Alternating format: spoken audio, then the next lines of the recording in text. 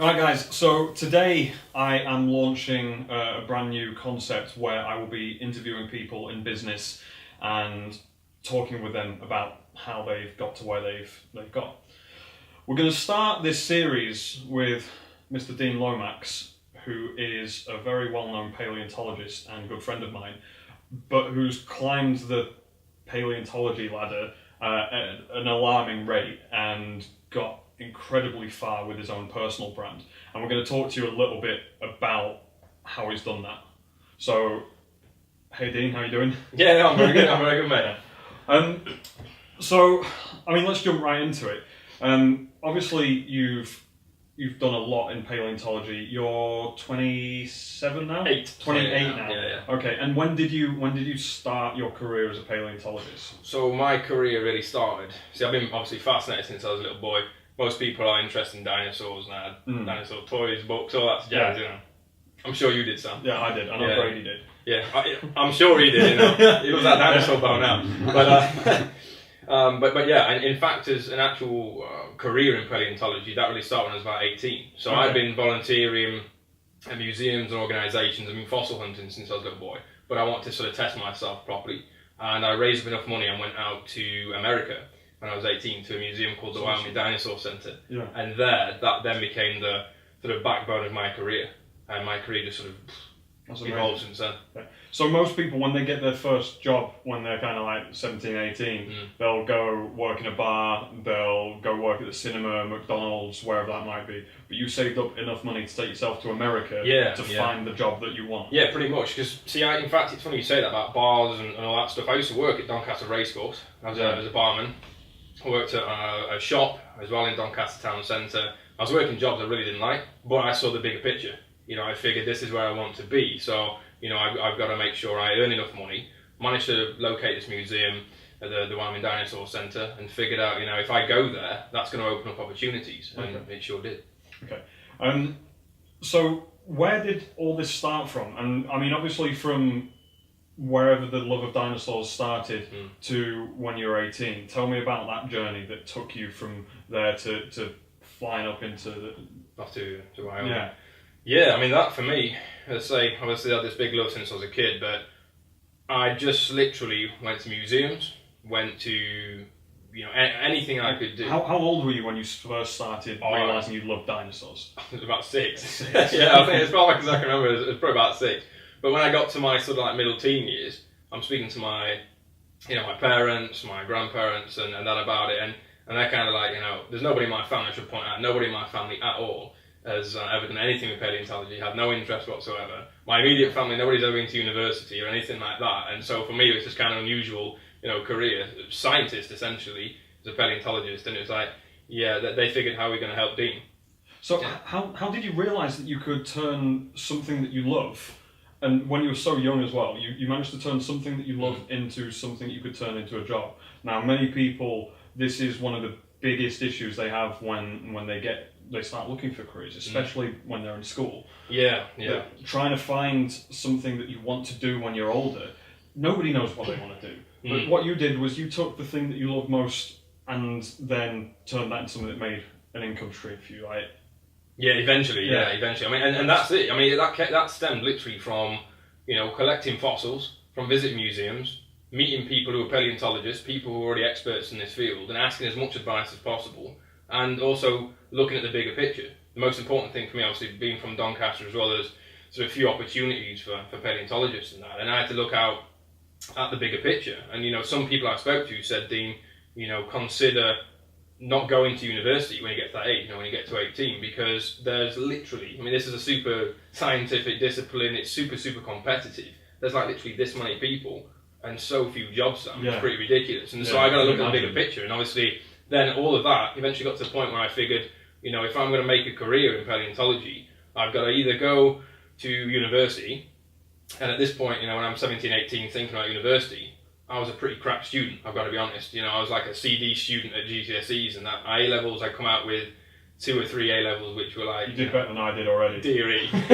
Try to spell my name, but you know, so it wasn't particularly good in that respect. So I kind of figured, you know, if I go to university, I'm not going to go to the place I want to, you know, the university that's better for me for paleontology, and also I suspect for me, I didn't want to get into debt, and I said, I want to figure out what's right for me. Going to Wyoming, taking a massive risk in my opinion, going out there 18, I was out there for almost 4 months, and I'd raised up enough money where I could stay raised up enough money where I could stay in this sort of intern house, which is near the museum, and it was literally the first time around real paleontologists, students, and for me, it just opened up the world to me.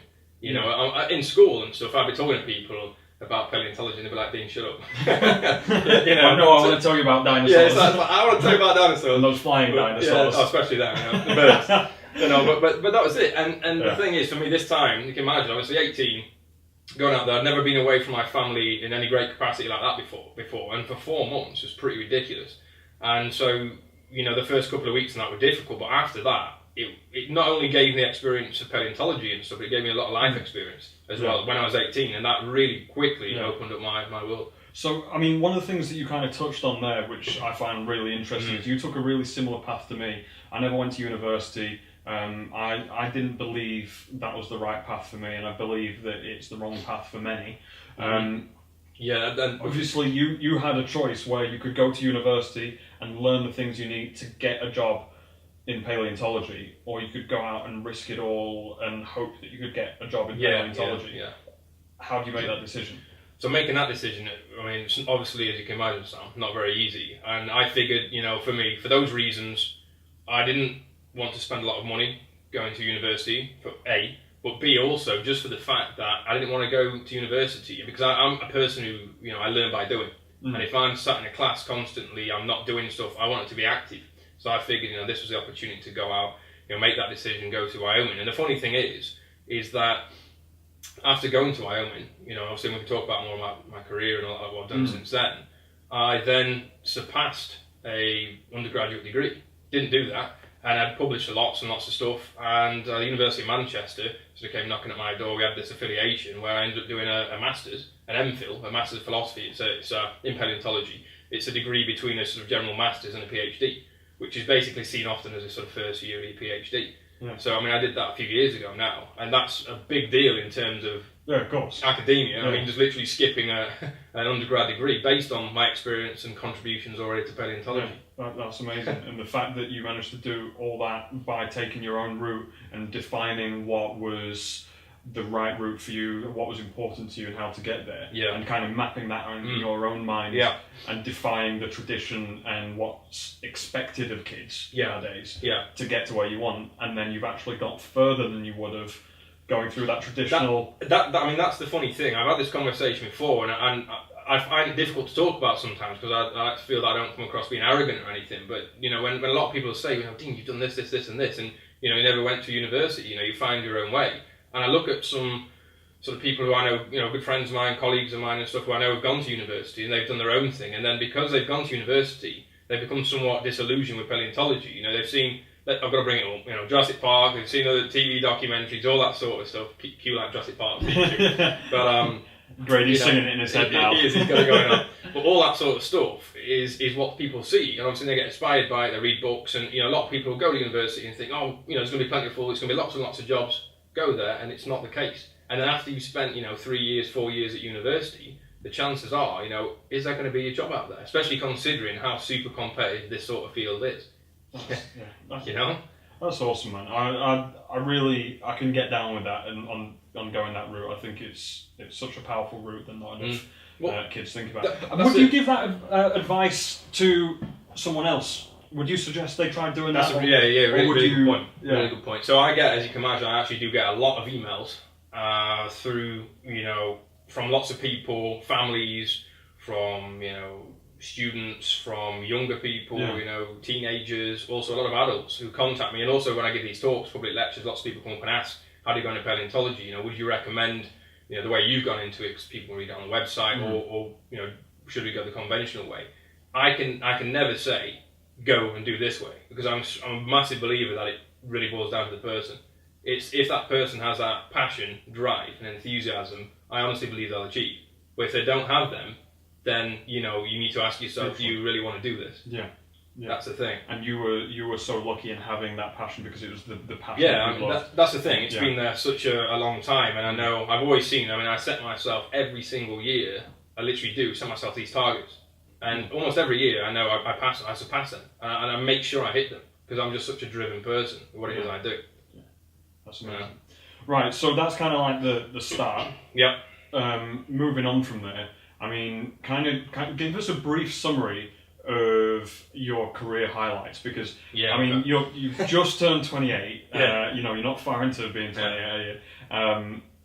And in that brief amount of time being a paleontologist, you're public speaking a lot on dinosaurs, on fossils, on paleontology in general. You're doing quite a lot of writing as well. You've got 2 books out and a third on the way, which that in itself is fucking nuts. Yeah. Because I know how much effort it is to get a book out there, because I wanted to do my own, and you've got 3 already and you're 2 years younger than me, so mind blown there. You've named dinosaurs. I've not named any dinosaurs. Oh, so misconception here, Sam. Yeah, so not the swimming dinosaurs. So Ichthyosaurs are extinct marine reptiles. Yeah, I've named 5 new species of them. Okay. So Ichthyosaurs, which are swimming dinosaurs to you and me. No, they're not. Ignore it. You've named a load of those, haven't you? Yeah. Which is, I mean, dinosaur or not, that's pretty mental. Yeah, I mean, they were living at the same time as dinosaurs. Yeah. Often, again, you know, media glorifies swimming dinosaurs and stuff like that. But yeah, I mean, it's pretty mental to do that. So, I mean, what else have you managed to do in that time? You've been on TV as well. You've had radio shows. Yeah. So been on quite a lot of radio shows. You know, BBC Radio 4, Radio 5 Live. Often the expert on various radio shows, you know, talking about a new study. But I was the sort of expert co-presenter for ITV's Dinosaur Britain, which is based on my book. It's a series that was based around my book, Dinosaurs: The British Isles. Amazing. And that was with the lead presenter was Ellie Harrison from Countryfile, who's friggin' awesome, and she was such a great person to work with. And it was me basically on sort of almost every single sort of scene was with me or with another expert, with Ellie, and Ellie was sort of like touring around the British Isles, looking at all the great dinosaurs based again around the Dinosaurs: The British Isles book. So, I mean, okay, thanks for that, and that's quite a lot of awesome stuff. But what else? I know there's more. What else have you done? What highlights of your career? There's quite a few other things. I mean, I've obviously, aside from naming the new species, I've published written a lot of scientific papers, which has been published across the world in various different journals, which, again, initially coming from an academically untrained background, is quite significant. But aside from that, for my contribution to paleontology, I've been given several awards, including one in which I won at the House of Commons in London, a gold medal for excellence in science communication. I was literally sat up against 59 other sort of students and early career researchers in the science category. It was biological and biomedical sciences. So I'm up against people who are, you know, literally looking for cures for cancer, and so I'm thinking, you know, I'm talking about an ichthyosaur. I'm not going to win anything here. You know, like, hey, this is an ichthyosaur. It's cool. I ended up winning. Yeah. Which is incredible to win something like that. I'm really put paleontology on the map. It's just pretty epic. That's pretty nuts. Yeah, I mean, again, aside from that, a recent award I was given was from the Royal Society. They sort of recognised me for Doncaster as a local science hero, and they put together, working with the museum, we put together a sort of mini exhibition about my career, from sort of dinosaur mad child to, you know, a leading paleontologist and travel across the globe. Because obviously, as I say, I mean, I didn't mention, you know, I've been working as a paleontologist now professionally for about a decade. Yeah. And that is, you know, getting the opportunity to travel across the globe. And well, that's what I was going to kind of take you onto there, because I mean, obviously, we know now that you've won a metric fuck ton of awards. Yeah. You've been on TV, you've been on radio, you've named new ichthyosaurs, and huge things in your industry, but I mean, every time I talk to you, you're being flown off to somewhere else to either dig or work at other museums. I mean, you were in New York not so long ago, working at their museum, weren't you? Doing research over there, where they took you out to have a look at some fossils they had, which is awesome. I mean, being able to travel so much. That's the thing, you know, it's sort of living the dream. Having the opportunity to travel around, say, New York last year was quite a lot of travelling across North America, especially New York, American Museum of Natural History, looking through their collections, which is, you know, just as exciting as going out in the field and looking for a new dinosaur, because some of these things were collected 200 years ago. No one's looked at them since. And this, I mean, literally the 5 new species I've named have all been based on specimens in museum collections that have been excavated. Nobody's really looked at them. I've come along and said, that's interesting, compared it with hundreds of others, and it's like, well, yeah, this is something new to science. And it's mental. But then obviously the opposite thing, as you say, with all the travelling, having the opportunity to go back to like Wyoming, go to Colorado, go to Montana, go to places like that and actually go out on digs and digging up tyrannosaurs, digging up all types of dinosaurs like Diplodocus or Diplodocus, as the child in me wants to say, all that sort of stuff. And that's, as I say, living the dream. It's awesome. I honestly can't complain. So, I mean, there's some massive achievements there. For me, the first question that jumps into my head, and I'm sure everybody watching is going to be thinking the same, is how have you managed to achieve that? How have you got yourself out there to be in the position where you're being called to these museums to research stuff, to be out there so that people know that you're the person to give the awards to? Like, what have you done to get there? How do you market yourself? How do you showcase your brand? No, it's a good point. In honesty, it has just been on the basis of experience. And that initial experience of going to Wyoming, that opened my eyes and figured, right, this is where I need to be.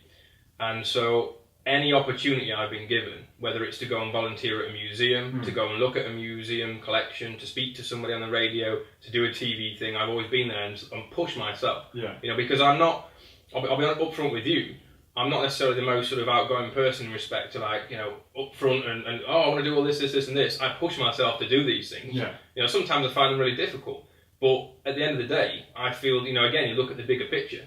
I've had this conversation with students of mine and volunteers of mine before that going to big conferences as well is important. And who cares if you're up against, say, experts in the same field of paleontology who are world-renowned experts and stuff, and it doesn't matter. Make sure you go over and speak to these people. So, I mean, what compared to like the kind of questions that I get asked a lot, all kind of revolve around how to get yourself out there more. And the thing that I kind of see that you do that a lot of people who are building their personal brands don't, or they're scared to, isn't going out there and marketing, putting adverts, doing PR to get yourself out there.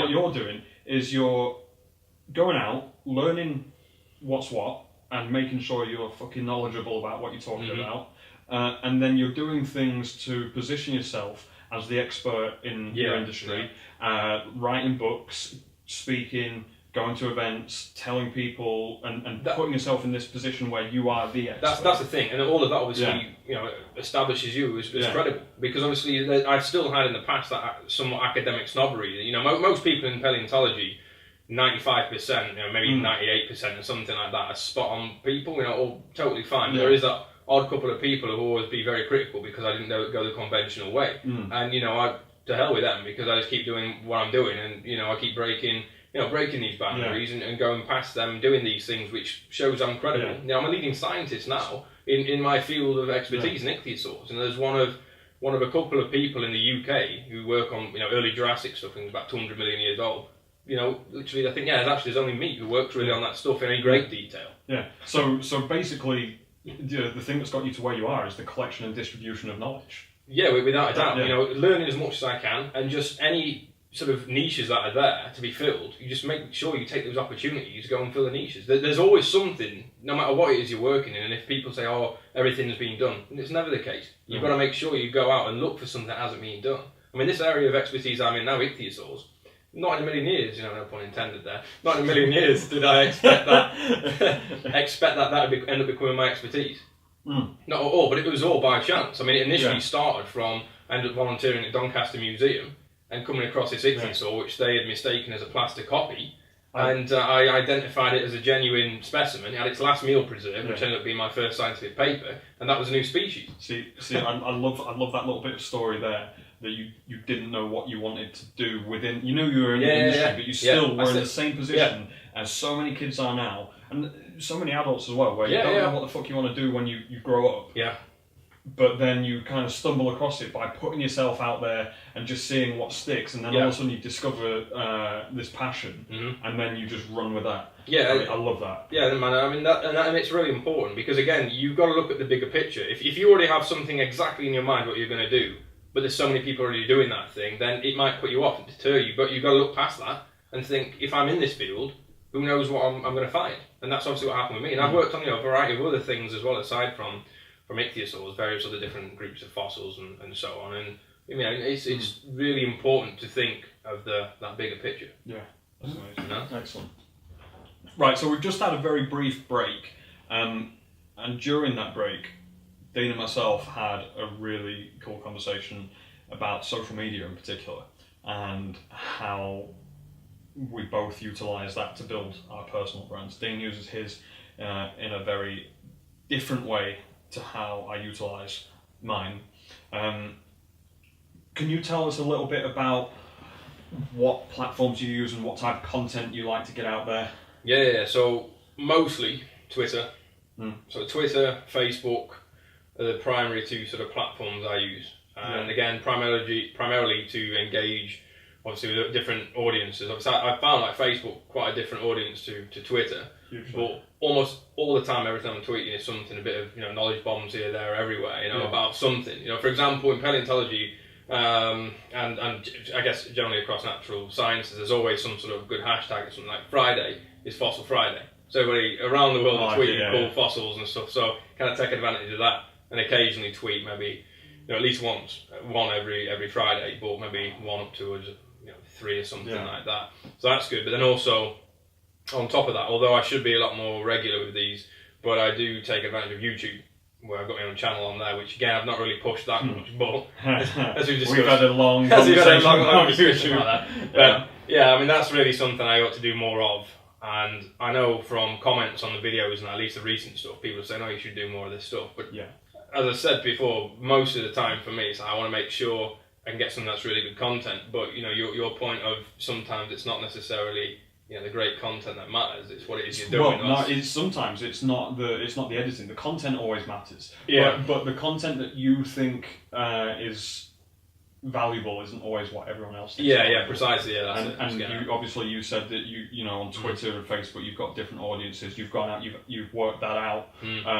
You've used the insights and trialed different things to see what works. Yeah. As I said earlier, you're collating and distributing knowledge, which is setting you up as an expert, which is building you up as a personality within the industry. That social media is a good way to get that out.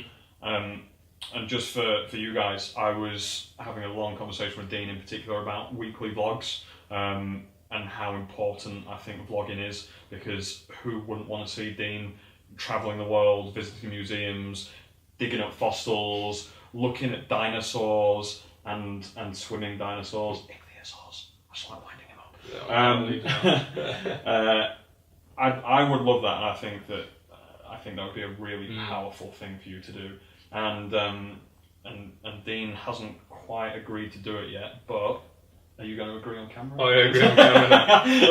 We'll see. I'll at least agree to do more videos, and eventually, get to a point where I hope we can do at least once a week or once every other week, something like that. Well, I'm sure Grady would be very happy if he could get a weekly vlog to subscribe to. So.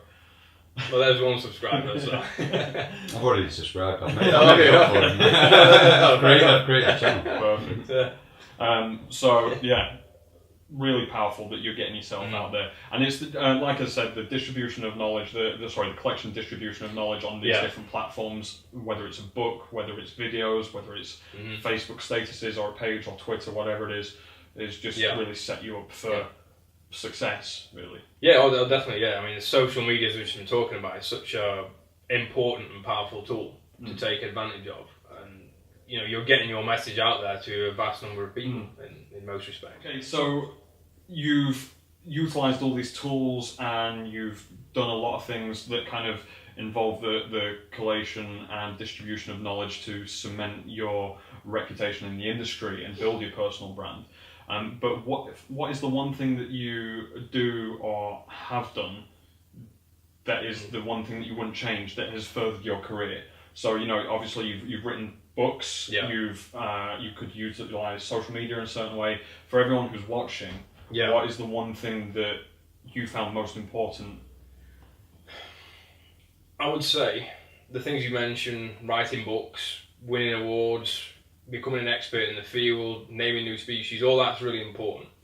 But the one thing that always stems back to me is going out, taking a plunge, risking my own money, hard-earned money, and taking that plunge to go out all the way to Wyoming, you know, and go out there for 4 months at the age of 18. That is the one thing I'd never change, because that, for me, showed, again, my drive and passion, you know, as an individual to really get up, go and actually do something. Instead of just going, oh, I'm going to do this, and never get it done. Taking that plunge, think, you know, the hell with it, I'm going to go out and do it. That is the one thing I would not change. I think it's powerful because there's so much planning and plotting and you know, forecasting that you can do, but sometimes the execution of that plan just has to be pushed forward, and you just have to go and run with that. Yeah. And if you go out and do, like, if you're showing up and doing it, you're gonna get out there. People who are thinking about showing up, you're never going to get out there. But what Dean said in actually just making sure he gets out there and taking the plunge to do something. And in all honesty, it seems scary as shit. You know, an 18-year-old. For sure. Say, how much do you save up to go to Wyoming? Ended up saving. I managed to get some donations through. It actually was a substitute school teacher at the school I was at. He was really, really helpful and managed to raise up a bit of money. But I think it ended up being all together, including obviously flights and stuff, about 1,500 quid. I literally, it's going to make a lot of people cry. I sold my Star Wars collection and my Transformers collection. It's not a real geek here, but you know, I sold those to actually. I got a really good Star Wars and Transformers collection at the time. And you got a good deal as well. No. Yeah. But I mean, you saved up. You sold the things that were dear to my you. Childhood. Yeah. You worked your fucking ass off to get some money, and you took a fucking plunge. Yeah. And you went out there and did something that set you up for the rest of your career. Like, go out there and fucking do something, because that's so... Yeah, I mean, that's the thing. You know, Sam's done the same. It's super powerful to have that. That's what's really, really important. To instead of just keep saying, I want to do this, I want to do that, just go out and do it. As I said about before in the interview, you know, you've got to find your niche. You've got to figure out what's right for you as an individual. I'm a massive, massive believer that it boils down to the individual person. So you had these goals and you had that fear in your mind of, you know, what if it goes wrong, but you used your goals X, Y and Z, and despite that fear that cripples a lot of people from doing what they want to do, you said, if I want to achieve X, Y and Z, then this is what I've got to do anyway, and you pushed yourself through that to achieve that. Yeah, exactly that. And the thing is, you know, you can never be afraid to fail. You can't be afraid to fail in any field, really. But in science as well, it's all about trial and error, and you've got to make sure, you know, you are asking the what if questions and stuff, but you're going to fail at some things. I mean, for your industry as well, I think failure is kind of a good thing in some areas. Yeah, of course, because it shows it's that way's wrong, and so you have to find something else, and that's important, Sam. And see, that's the thing. A lot of people, again, we go back to like the social media side of things. What people usually see on social media or in general, they have one sort of perception of you, and that's it. But they don't always see that sort of areas where you've been knocked back, where you have sort of failed on some things, because obviously that's not, you know, what you don't really, I guess, want to be in the public. But that happens to everybody, you know, and that's happened to me. I've been knocked back on so many different things, and you've just got to get back up again and think, you know, the hell with it. One thing, you know, might really knock you back and think, oh damn, I put so much energy and time into that, and it's not worked.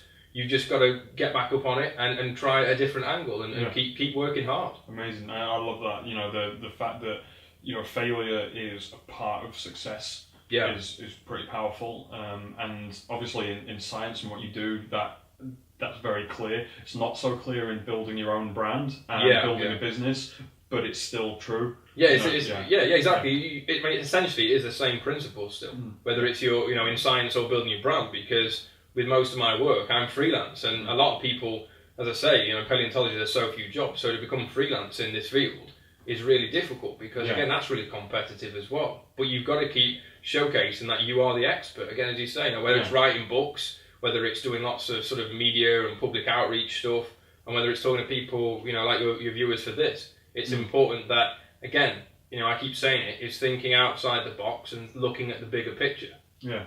Well, moving on, because I know we haven't got much time left. One thing that I really wanted to talk about, and you kind of touched on within the hurdles, are the people around you that kind of try and stop you from achieving, and particularly with a personal brand, because a personal brand, it's in the name, it's personal. Yeah. You're putting yourself out there. Yeah. You are the business. You are, the design, the marketing, the knowledge, the product. Yeah. That is you. Yeah. Now, obviously, there are a few groups of people. You've got, the naysayers who are out there, and they doubt you and they don't believe you. Mm-hmm. You've got the haters who you said there's a few local people you've had to deal with who kind of hold you back, and even your family who love you. Want to protect you from failure, and your mum and your sister kind of sat you down. Is this the right choice for you? And I think that's quite a hard thing sometimes. Yeah, I mean, it can be. They don't want you to be hurt, but at the same time, it's holding you back. Yeah. I mean, what were the biggest hurdles for you, and in terms of people holding you back? And how did you get around them? What was your mentality towards them? There's quite a few in various different sort of instances, but for one example, I'll not name this person. I really should name and shame him, but I'm not going to do. There was the name is there was one really highly esteemed sort of professor, and I was invited to an institute in Germany, and bear in mind at this point I was 18 or 19, and I was to take part as like a VIP. To look at these really important fossils for the first time. 6 of them were brought together, and it was really, really like a mega deal. And I was part of this team. I was the youngest there, and I was like, oh man, this is epic. Anyway, this professor had given a talk prior to this sort of event, and I was like, oh my god, I need to go and meet this guy. I went to meet him, and I didn't recognise where actually I didn't know where what institution he was working with, and because of that, he was like, oh my goodness, you don't know who I am. Who do you think you are, and all this sort of stuff speaking to me, and sort of that to me was like, wow, I don't want to be like this guy. This is awful. And I'm asking to him, I say 18, 19 years old, asking for advice. I was talking about, asking for advice and stuff, and really, really knocking me back. And aside from that, somebody else. Well, this has happened a couple of times, but quite a few people have said, oh, I mean, this was earlier on in my sort of career. I've been working in about a decade now professionally. But earlier on was like, oh, people aren't going to take you seriously, Dean, because you don't have a PhD, you've not gone the conventional way, no one's going to take you seriously at all. And again, to those people, you've just got to say, well, that's your view, and you've got to deal with that view. I'm just going to go ahead and do what I do anyway, and I'm going to prove you all wrong. So to kind of recap, you've gone out there, you've obtained all this knowledge, you've distributed that knowledge, you've really worked on making sure you're the expert, you've built up your personal brand. You've put yourself out there. The things that you've actually achieved, you've done a lifetime's career worth of work, and you're 28, which is pretty impressive. You've overcome insane hurdles. I mean, what is next really for you? What are you going to do in terms of building the Dean Lomax personal brand more? Where are you going with that? At the minute, I've got quite a lot of projects in terms of media stuff, so I'm hopefully next year there's going to be a few more TV things come up, which will be a lot of fun. I'm also, as you mentioned before, writing my 3rd book at the moment. Yeah. And aside from that, I'm writing a couple of children's books as well. So that's kind of where I'm pushing at the moment.